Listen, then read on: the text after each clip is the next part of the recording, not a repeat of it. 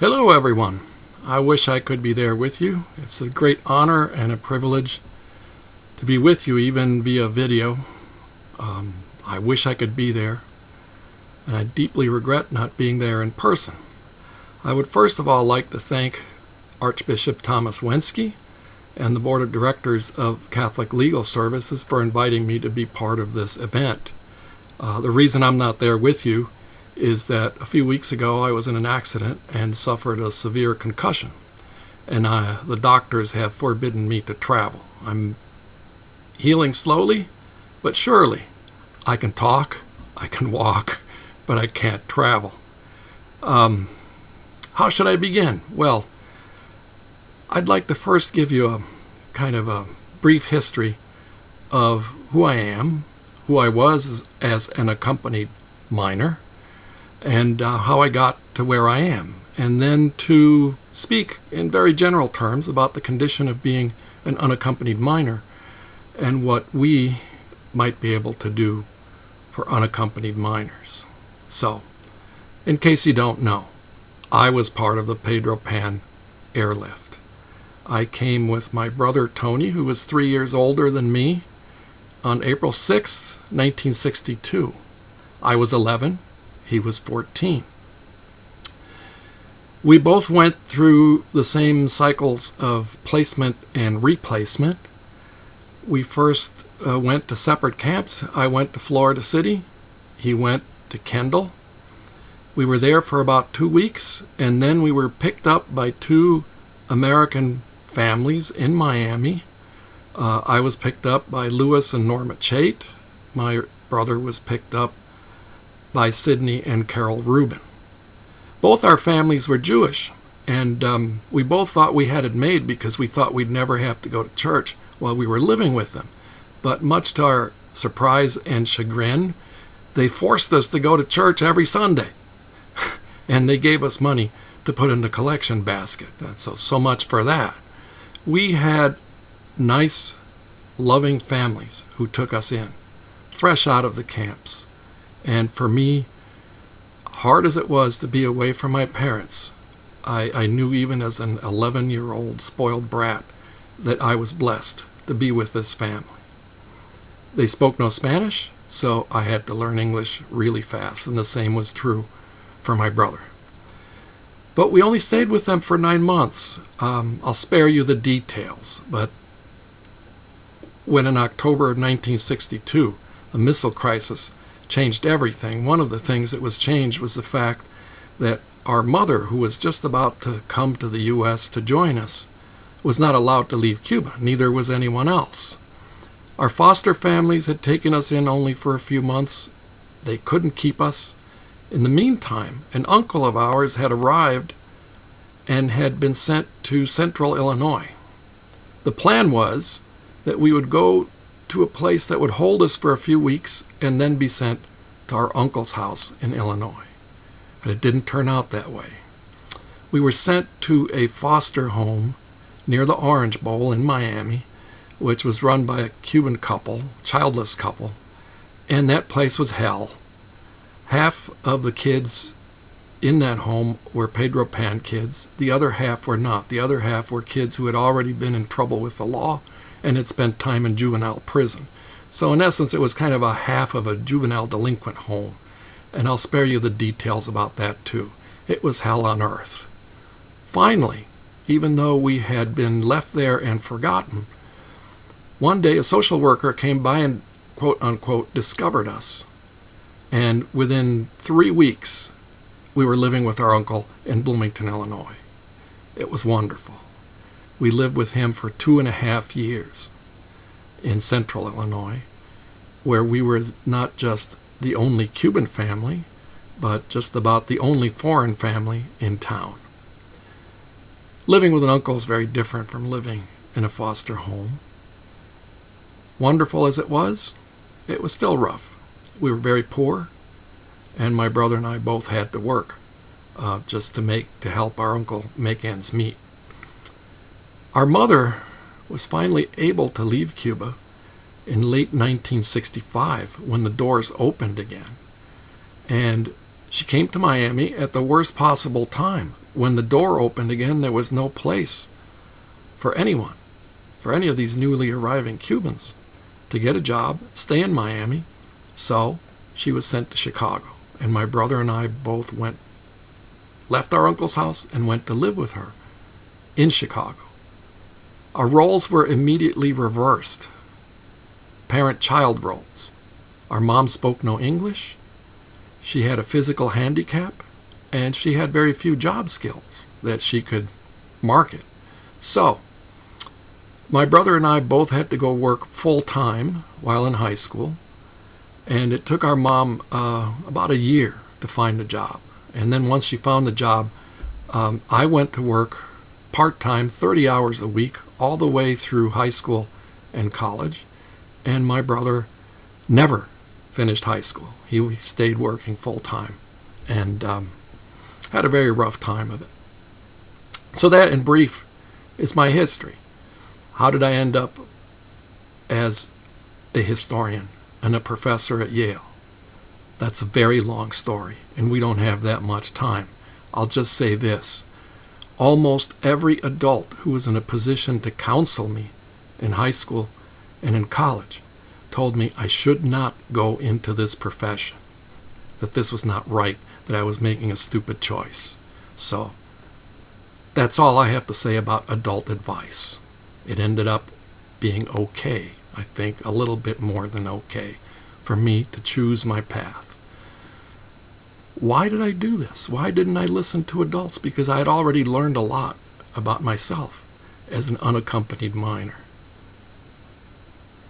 And now, I think, is the perfect transition moment to stop talking about myself and talk in general about what it's like to be an accompanied minor and about what we can learn from the story of the Pedro Pan children 50 years later. In my case, 52 years later. Let me break it down into two sections. First, from my own experience, what the needs of minors are. And second, what we might possibly be able to do for unaccompanied minors. So first, what is it like to be an unaccompanied minor? Of course, I can't speak for everyone. But I know a lot of other Pedro Pan children. We will always be children in one way. I know a lot other Pedro Pan children. And I've spoken with them about this at length. Most of those I've talked to kind of share the same feelings about our experience. First, it can be very confusing and paradoxical to be away from your parents, but at the very same time, be free from the horrors that you have escaped and that your parents have helped you to escape. You can be immensely glad to be free, to have fled, but at the very same time, immensely afraid of what is happening and of what might lie ahead. The younger you are, the more confusing that these mixed emotions can be. But no matter the age, the confusion can shape the rest of your life either negatively or positively. Hardly ever is that neutral. It always has some shaping effect on you later. It can be turned into something positive. Yes, it can. But that's not always easy. As a matter of fact, for many, it's difficult.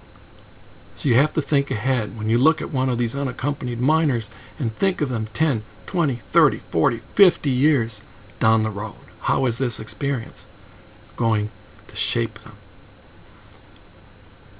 As a childless parent, no matter what environment you're in, you can fret about the future. You can fret about the immediate future and the long-term future. The future is uncertain, but at the same time, full of hope and also frightful. But you always hope that what you're going through will bring you to a better future, no matter what the evidence is on a day-to-day basis of what you're undergoing. Most children that I've talked to who are now adults and went through this, hope is what keeps them going. Uncertainty trumps all hope. That's the sad part of this. The uncertainty can eat away at you. But you need also, as an unaccompanied minor, to be aware of the fact that you missed a lot and that you actually every day miss your loved ones. Your loved ones follow you inside your head and heart. But at the very same time, you have to tell yourself you need to forget them in order to survive, in order to move ahead, because you don't have them with you. You can't afford to be paralyzed by their absence. Confusion is normal, but the unaccompanied child, most unaccompanied children, I'm willing to bet, who have come here to the U.S. recently are in the same situation. They know they need to somehow handle that confusion. And in the very same time that they're handling this confusion, they have an immense need to feel loved and cared for. Abuse is the worst possible situation.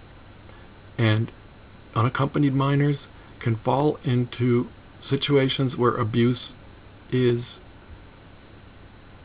a real possibility. And this is something that should be avoided at all costs. Neglect is just as awful as abuse, sometimes worse than abuse.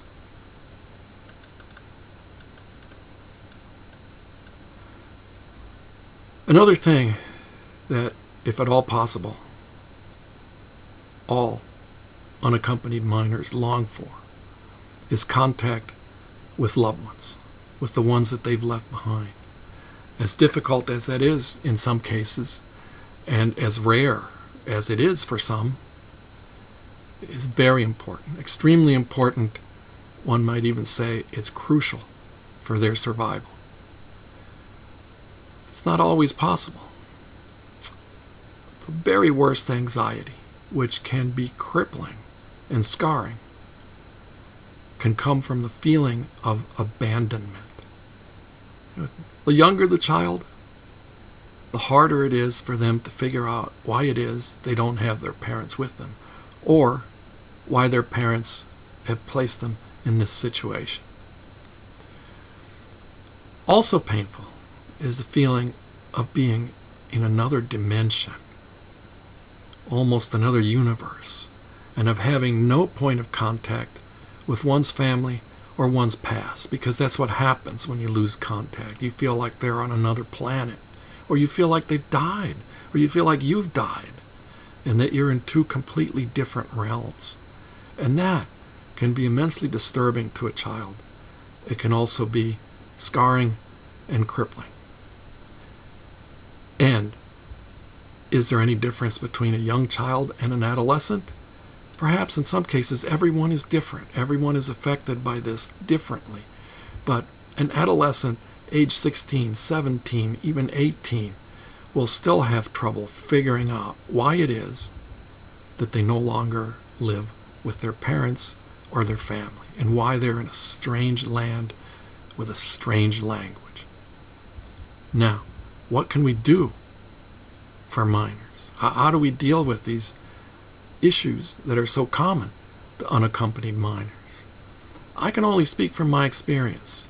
This is basically what I'm going to talk about for the next few minutes is a wish list of what I wish had happened in my case and in the case of my Pedro Pan friends.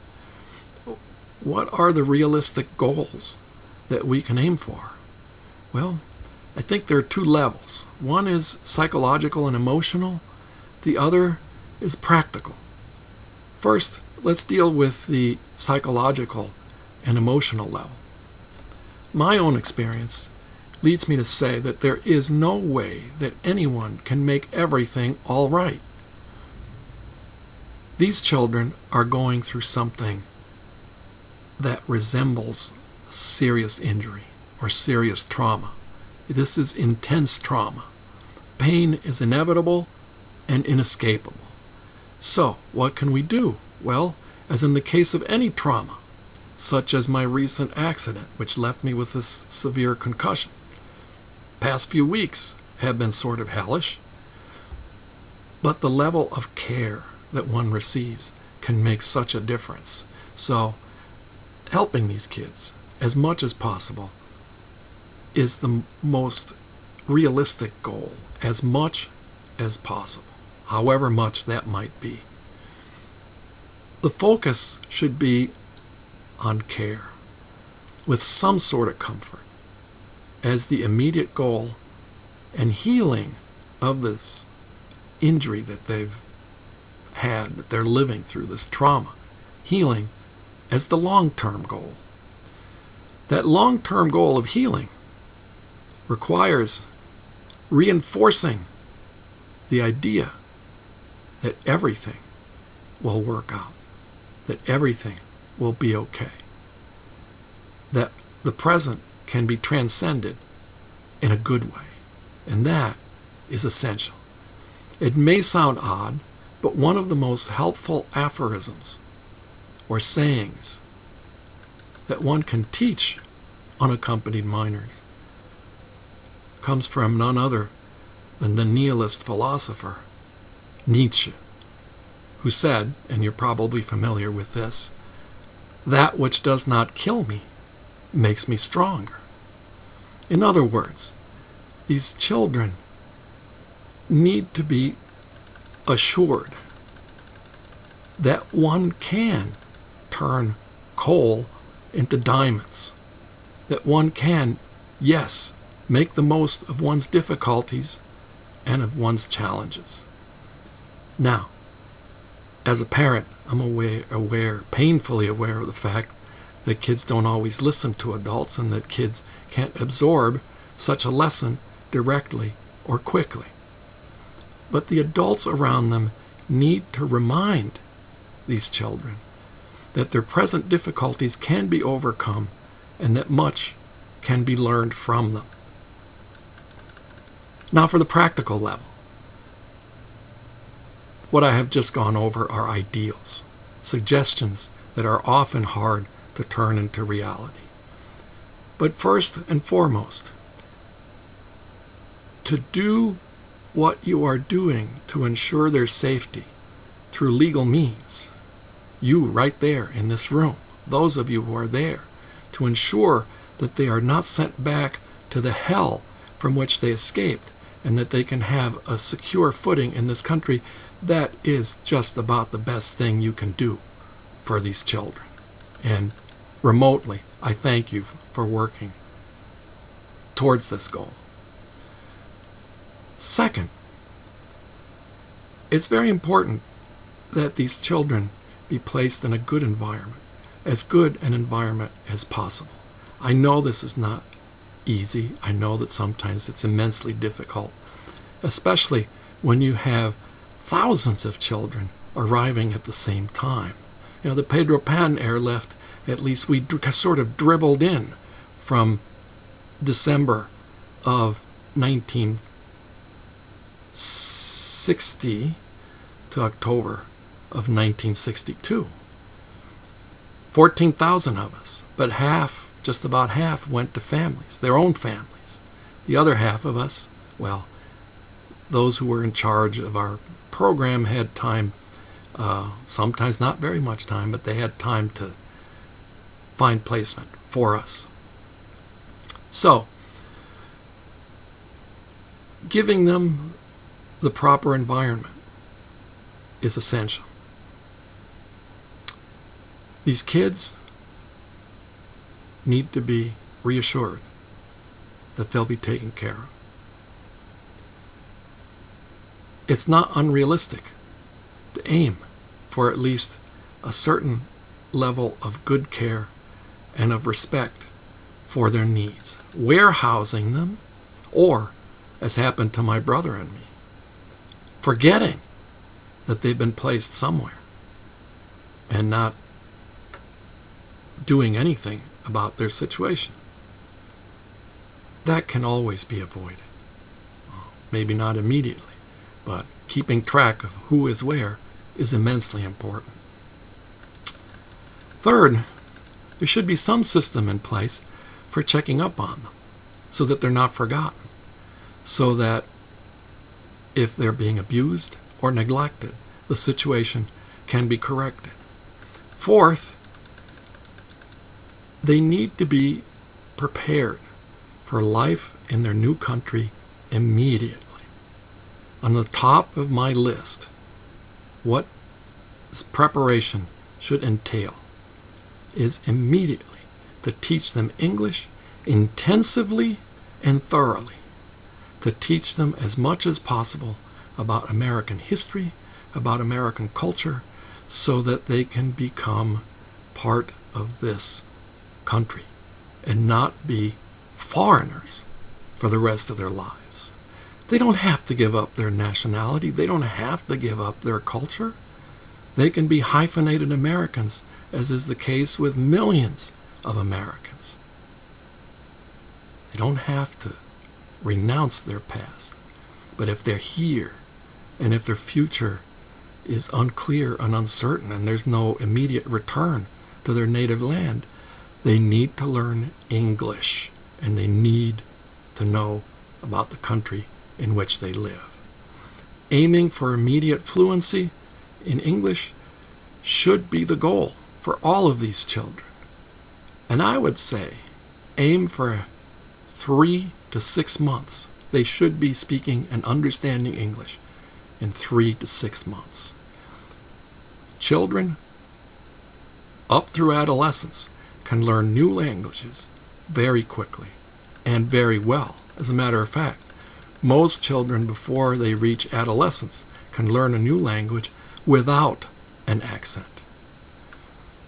If at all possible, also ensure that these kids can be placed in good schools where they can be placed on the right track. Fifth and last on this list of what we can do is to do all that is possible, if it is possible, to reunite them with their parents. And then to make sure that their parents also get the proper assistance.